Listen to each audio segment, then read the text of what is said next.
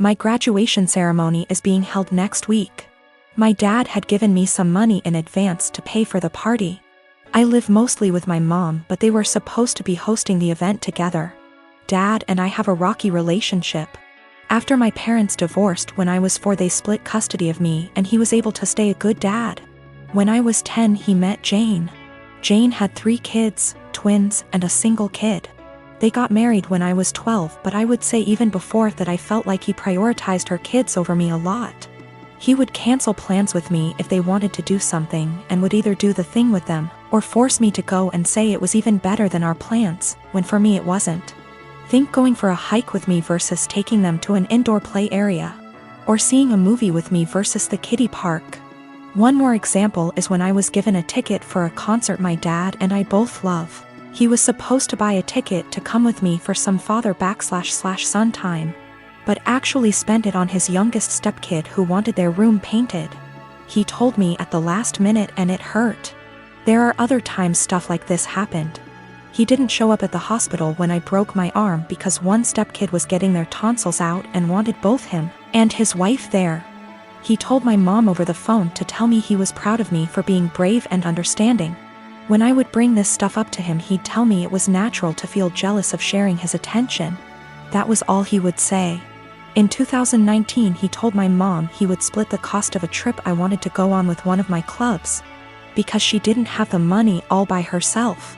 Mom had her half saved. We told my dad he needed to pay. He said bills were tight and it was the twins' birthdays and the money needed to go on something for them. He told me we could do something as a family when the trip happened instead. I told him to forget it. That he was making it clear who was more important and I was going to stay with my mom where I actually mattered. Mom borrowed money to cover the other half of the trip. Dad told me he regretted making me feel less important and we were working on things, and then the graduation money was given about a month ago. Then a week ago he called and told me how one of the stepkids was being bullied, how bad of a time they're having it. And with that money they could help cheer them up for their birthday. I was pissed. I hung up. Then 2 days later I showed up at his doorstep, gave him the money and told him I didn't want to see him or his new family at my graduation, and that he had chosen who was more important, so he better stay out of my life. His stepkids and 2 younger bio kids were there. I didn't stick around. He called and told me we needed to talk it out like adults, and that I had hurt the kids' feelings.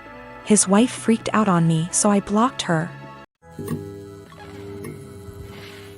Background about my sister. 2 years ago, my sister was killed in a car accident.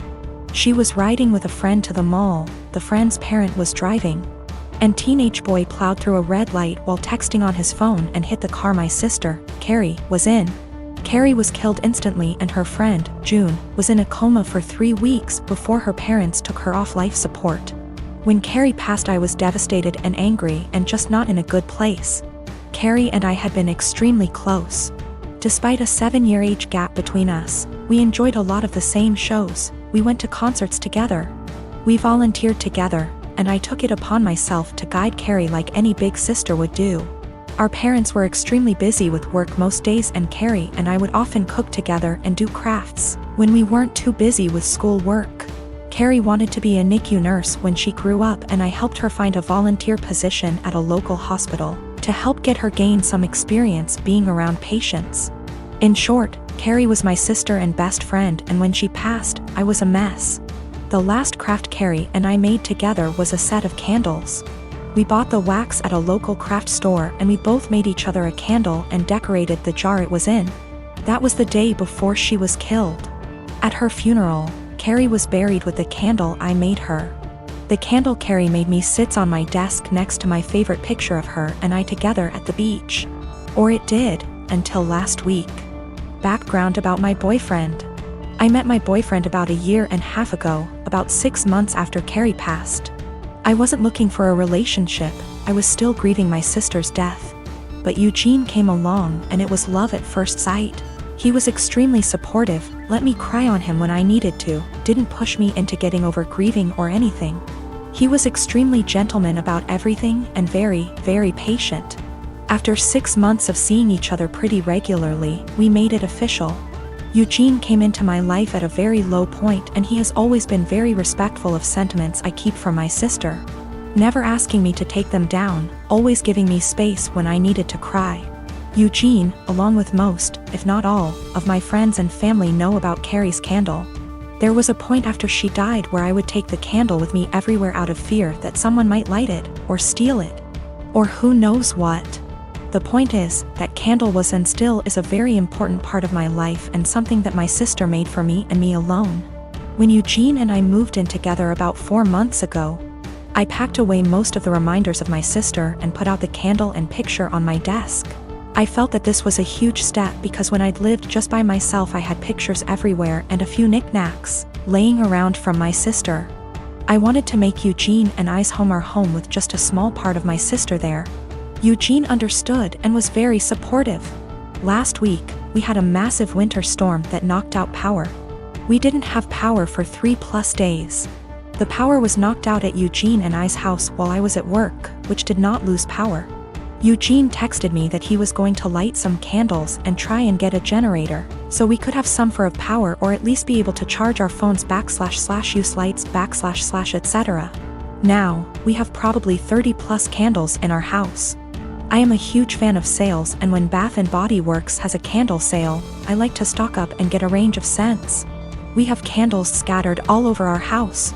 In the room where my desk is, there are no candles aside from the one Carrie made me. None at all, and there never has been. This room is also downstairs, where Eugene doesn't spend a lot of time. His desk is upstairs. When I arrived home from work last week, I noticed a bunch of candles burning in our living room, safely. Always monitored and not near anything that could ignite. One of these candles was the candle that Carrie had made me.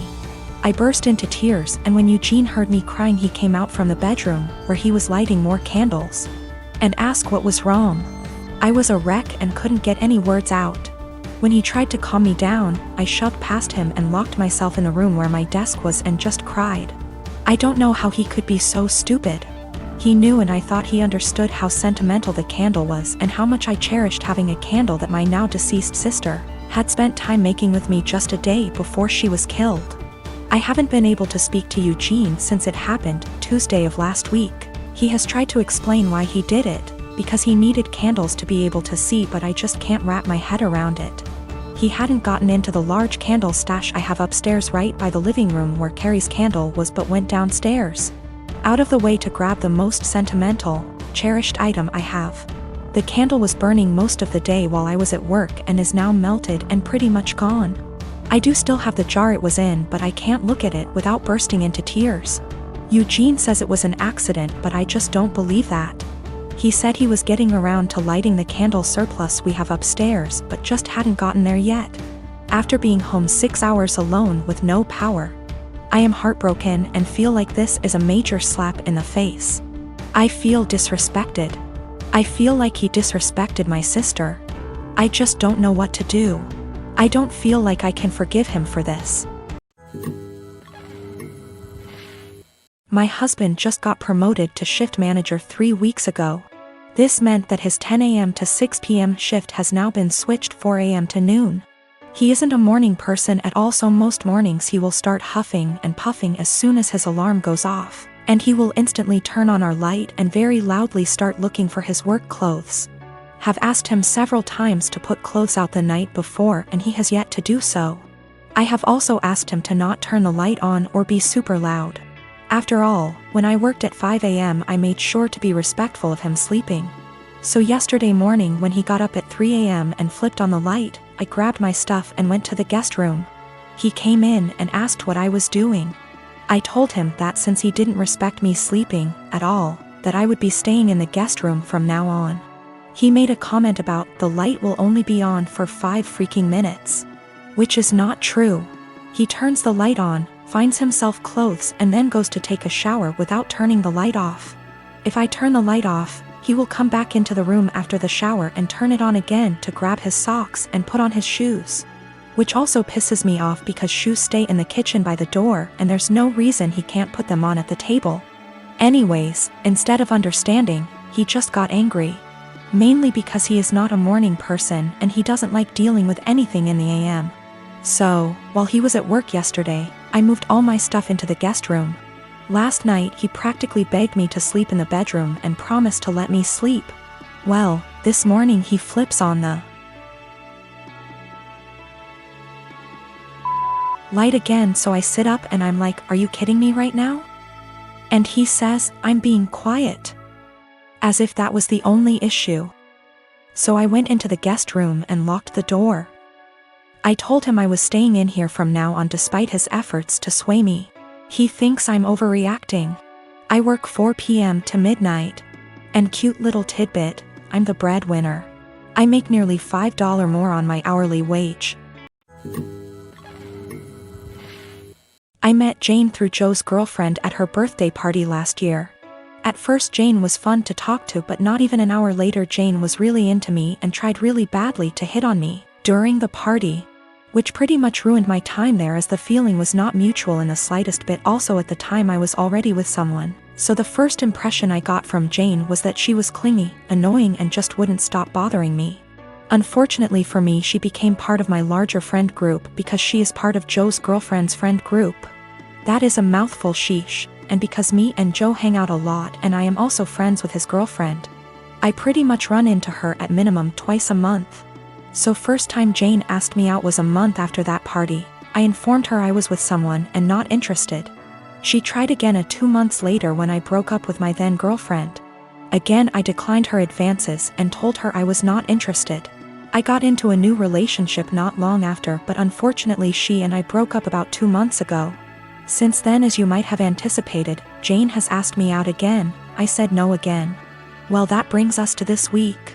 Everything has been opening up here and Joe had been trying to fix me up with a friend of his girlfriend and would not tell me who. He is well aware of me having rejected Jane multiple times and the fact I am not interested in her. He knows this in detail. After a lot of what he calls convincing and I call whining, I had no interest in dating anytime soon. I relented and decided to agree to this double date idea of his. We agree on meeting at Joe's apartment and lo and behold, Joe, his girlfriend, and Jane are occupying the dinner table, obviously intending for my date to be Jane. I honestly just got so goddamn angry that I couldn't even get a single word out, turned around and left.